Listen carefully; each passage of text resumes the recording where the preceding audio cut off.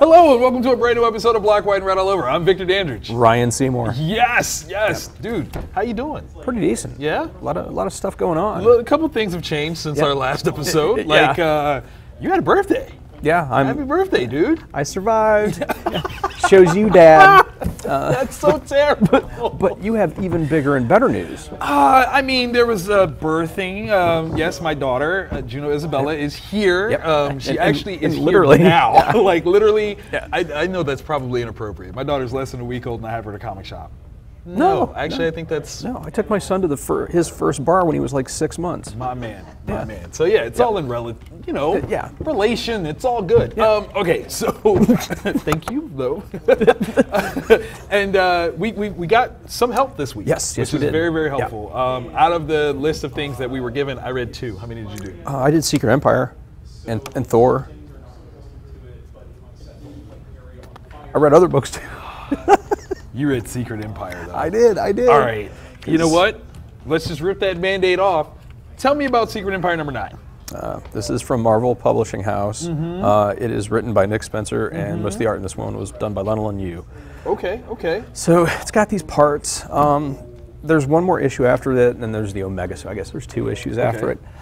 So it picks up various people are making their presence known to Rogers as the big fight is happening out in front of their Hydra flying ship thingamabob or whatever.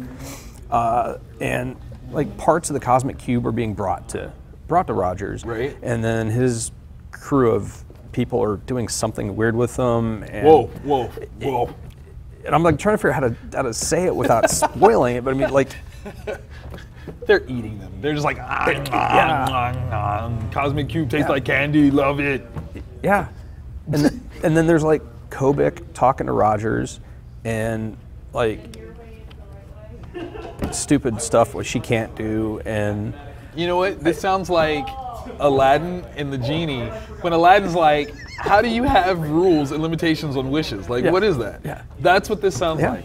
Except not as awesome. Yeah, it's definitely not as awesome. Because like Kobik, she made Hydra powerful. I can't do anything for you. Yeah, like, the genie was like, "I will help you find love, dude."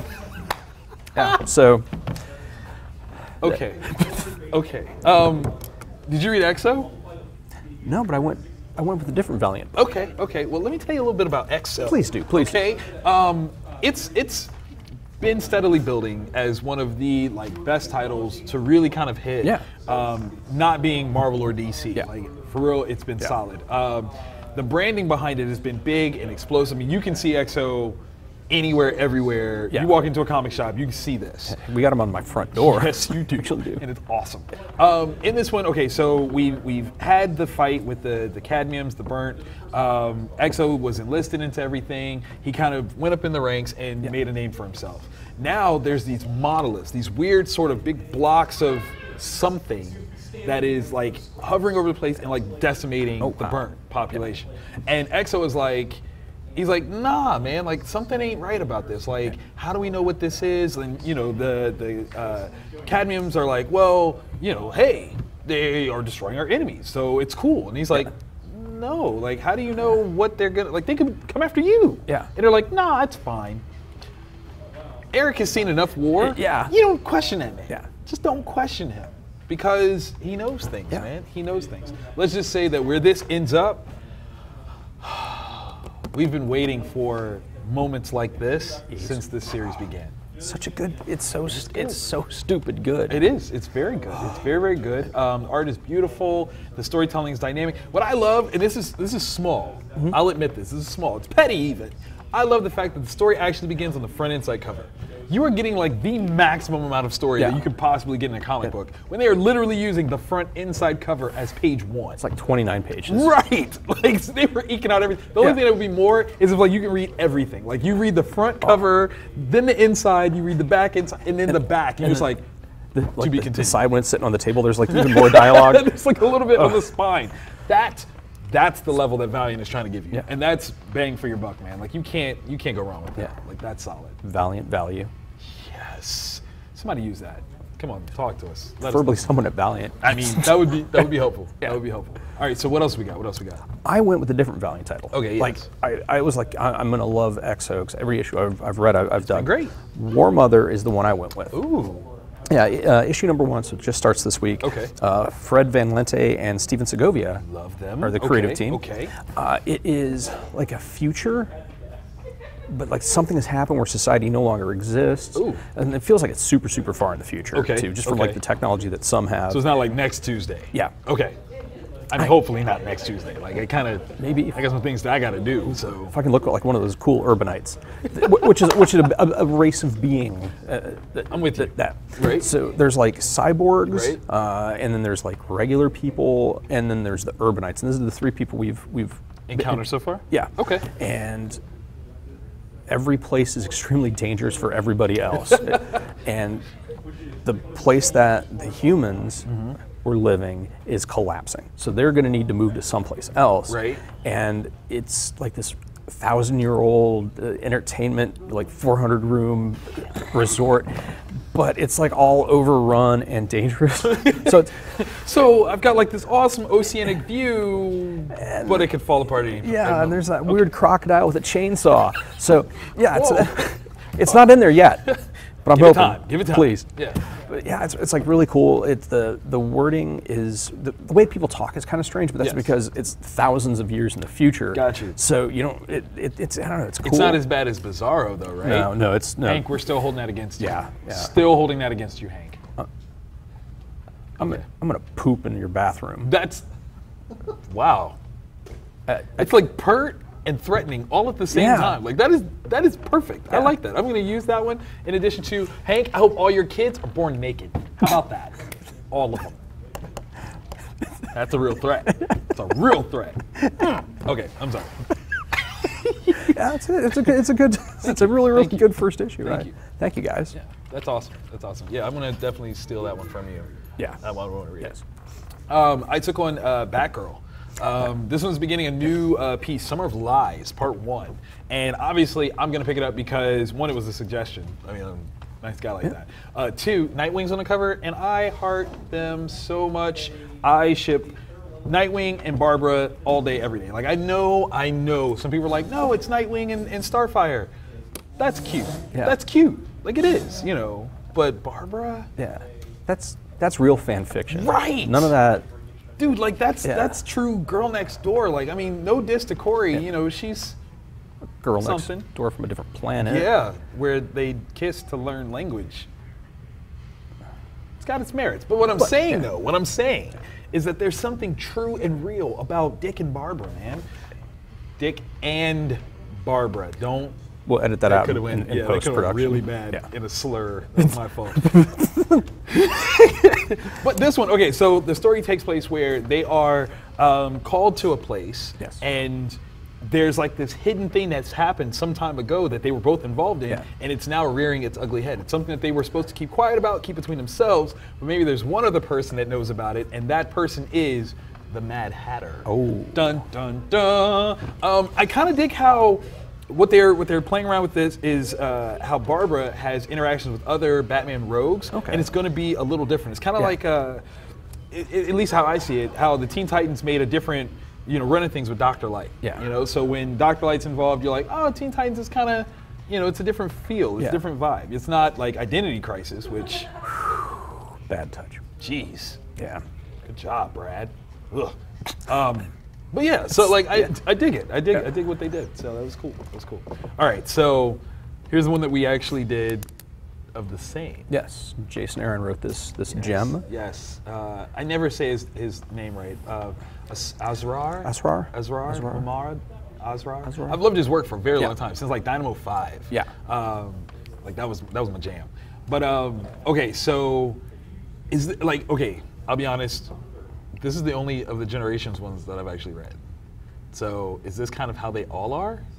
This has been better than most. Okay. Like, not that the other ones were bad. Right, but this one's just a step above. Yeah. Okay, I respect it. So, as you know, like it's basically taking a current Marvel character and somehow integrating them and meeting a previous iteration of that legacy character. This one is Thor before he is truly worthy. Yeah. Like before he has his whole Mjolnir hammer himself. Now, wait, hold on, let me look at this, because I want to check something. Yeah, that's what I thought. On the cover, you totally misled us, because they both had Mjolnirs, and I'm like, wait a minute. Wait a minute. That's Dookie. Right? False flagging, yo. Foul, tech. I'm throwing a flag. 15 yards. Completely. How are you going to have two Mjolnirs? I'm thinking this is about to go down. Like, There's about to be some serious Mjolnir action. What happens if, like, old Thor, like, he's talking, like, the new Mjolnir actually reacts to him because he's still technically... Like, I had all kinds of things. There's so many things, but... That's not what the story was. Yeah. It was still good, though. Yeah, it was. It was still really good. Okay, so we've got Thor supposing to behave. Yeah. He was supposed to behave. Yeah. He was told to behave. He heeded the call of another... He did. And he did as Thors do. Yeah. Answered a prayer. Yeah. And where he goes is flipping amazing. It is. I think this is one we should do the... Oh yeah. We gotta Because that we gotta scene talk where, about where that. Thor just like... Oh, that, yes. If you don't know what we're talking about and you want to know what we're talking about, join our Patreon. Yeah. We're gonna spoil the crap out of this one. Yeah. Yes. There's a lot of stuff to talk There's about. all kinds of stuff. You're gonna hear Mjolnir, all you can handle. I don't know. I was trying to make that work, like more in Mjolnir. I just couldn't do it. I'm tired. Baby kept me up. It's not my fault. I'm exhausted. All around, this is a solid week, though. Yeah. Yeah, this is a solid week. I like it. It was very cool. You know what, though? It's that time. It is. Some honorable mentions. So honorable mention wise, Case. We've got one that's the same. Yes. And then we go totally off the rails. Very, very different directions. Just wow. Like looking at the cover, you are absolutely right. Where do you want to go first? I'm curious about action. Okay. So in this one, we've been dealing with this bad guy, the machinist, right? You guys got to check out this cover; it's pretty hardcore. In the last issue, like the machinist has taken over Lex, right? Yeah. And so he's like basically making Lex fight Superman. And of course, you're like, oh my God, Luthor's fighting Superman. We've been waiting for this the whole time. This is a very different Superman. Like he's trying his best not to be like, Lex, you're a bad guy. I know it. I've always known it. Yeah. He's like still operating with the peak, like pinnacle of optimism, which is so beautiful, which is so very Superman. Yeah. I won't tell you how it ends, but it's pretty dope, man. It's pretty cool.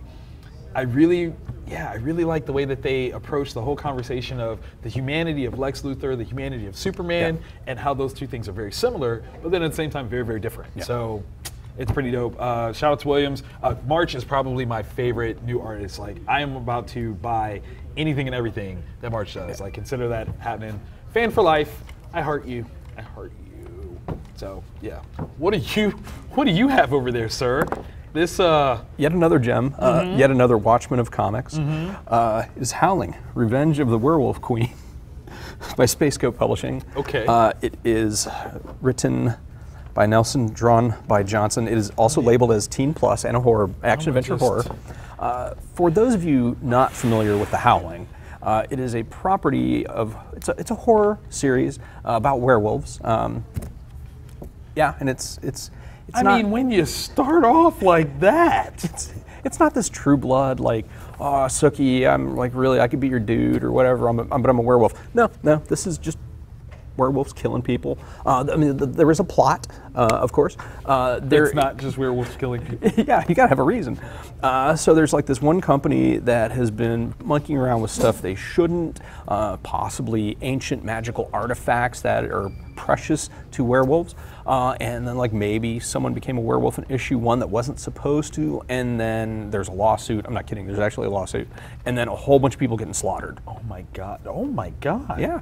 So if you like to watch giant furry direwolf humanoids rip people apart, and then that's a preview for issue 3. So, dude, I highly recommend this book. Yeah, I'm gonna go ahead and co-sign that. That's it's a fairly Ryan book. Yeah, it is. Yeah. The only disappointing thing that I see in this, there's not a soundtrack. I feel like there should be liner notes. Oh my gosh, yeah. Right? Guys, Space Goat, get on this. Come on. Just give me a list of like 5 songs. Right. Just Like five you don't have to provide the songs. Yeah. That's our doing. But if you just kind of pencil it in, like, here's this awesome moment, play this song, and there you go. Yeah. Like, just throwing it out there. Yeah. Just throwing it out there. I think people need to do that anyway. Like, I think that's the next phase. You know what? Vantage InHouse, About to start doing that. Just Phase to let y'all 7. know. Flat out. It's coming. It's coming. Everybody else, after me, that's what you are. After me. So, last time we talked about this book, I actually had to go out and buy it for my mother, okay? My mom. Yeah. Shirtless Bear-Fighter number 3. I'm mad because this thing still manages to like throw a plot device in there that I don't see coming, and I'm like, wow, why didn't I see that coming? Yeah. It's not even like it's like brand new and reinventing the wheel, but it's just like, I didn't see that. It's refreshing because for a farce of a story that this book is, for it to like pull you back and like, oh shoot, this is real. Like, it's ridiculous. Yeah. It really is. I'm trying to think of where to even. You really can't. You can't without spoiling anything. This book is amazing. It shouldn't be. Right! Like for all intents and purposes, this should be like a one-off thing that happens one time, you discuss it over tacos, and then you never talk about it again. Like, but no. But this thing is awesome. Yeah. I want to see the comeuppance. Yes. The way that the product was acquired for the thing was brilliant. His weakness is amazing. It was like, when it was revealed, at first I'm like, really? That's it? Oh, yeah. That's better. Much better. Yeah. And it makes sense. Yeah. It makes sense. Yeah. Again, like, it's right there. It's in your face. Yeah. And in the moment you're... But there's still a ton of comedy. Yeah. Like, I couldn't figure out what that shiny metal thing was. And then when you figure it out, you're like, oh. Wow. Yeah. My question is, like, does he just have a bunch of them? Right? Like, are you that rich and diabolical, or you're like, okay, that one's done. I need a new one. If so, I want... right? Yeah, like, teach me your ways. Duty King, show me the way. Yes. Oh my God, I love that. It does get like kind of serious when you talk about like the idea of vets and remembrance of them. Yeah. It gets kind of makes a point. Yeah. You're like, it really kind of does. That's terrible. It's like it sneaks, sneaks in something. It sneaks in some real talk, man. Yeah. It gets you. It gets you. I just want to see bears and shirtless. No, you gotta get like hearts and feelings. Yeah. Tells you things about life. It's a deep, deep book. I love it. In parts. Yeah, some parts go real deep. Too deep. Mom, I'll make sure I get a copy for you because I'm a good son. Yeah. I don't want to get in trouble. Yeah. I know better. I know better. Oh man, really good stuff though, man. Yes. Really good stuff. I enjoyed this thoroughly. So this weekend is a huge weekend For both of us. Well, I mean, I've got some things to do, but you guys, like that's kind of a thing. Okay, I'll tell you what. I'll go first because I want to end on the high note of what all you've got going on. That's fair. It's kind of major. This weekend, I'll be at Wizard World Chicago. Come out to Rosemont, the Donald E. Stevenson Convention Center, where I will be there. I will be kicking it with all the cool folks. I mean, just to name drop a couple people, because I humble brag all the time. No, it's not humble, is it? It's not. No, it's not. Okay, so you'll see me with Michael Rooker, right? Kevin Conroy, Lauren Lester. You'll see me with Paul Bettany. Like, don't be mad. Don't be mad. It happens. Elizabeth Henstridge, Kobe Smolder. What's up? Hey, how are you? It's good to see you. Christian Kane, all my Caniacs in the building. What's going on? And then, of course, the man, the myth, the legend, Danny Trejo. I'm hanging out with Machete. Machete, you're not ready. But while I do all that, I am missing some of the cool that is happening here. Yeah. I mean, dude. Yeah, so we got some guys coming in. It's our grand opening. Grand opening! We got Aftershock creators Joe Pruitt and Paul Jenkins coming in. Yes! So they're gonna be Paul Jenkins gave me my first taste of Guinness. Not even a joke. Really? I swear. Holy you know crap. why? Let me tell you why. Yeah. Never play pool with that man. Ever. That, Paul, if you remember this was like 2003, maybe 2004. We were at Wizard World Chicago. This is no joke. We were at Knuckles Bar. I rack up. I'm like, oh my God, I'm about to play with Paul Jenkins. He wrote like Inhumans. I freaking love that book. I'm like, I'm about to play Paul Jenkins. He drops the 8-ball on the break. And I'm like, what? What? And for my pain and suffering, he bought me my first Guinness. Meat in a cup. I've been drinking it since. You made me a man, Paul. Yes. I'm sorry. It's delicious stuff. It is. It hits your lips. Okay. Yeah, so we'll have them signing stuff. We're gonna have a bunch of books to choose from for you to purchase, to get them to sign. And Joe Pruitt, He's only writing one book right now, Right. Black Eyed Kids. Yes. Which is creepy as crap. And the fact that there's like maybe 7 people in the United States that know about that, like the myth of Black Eyed Kids.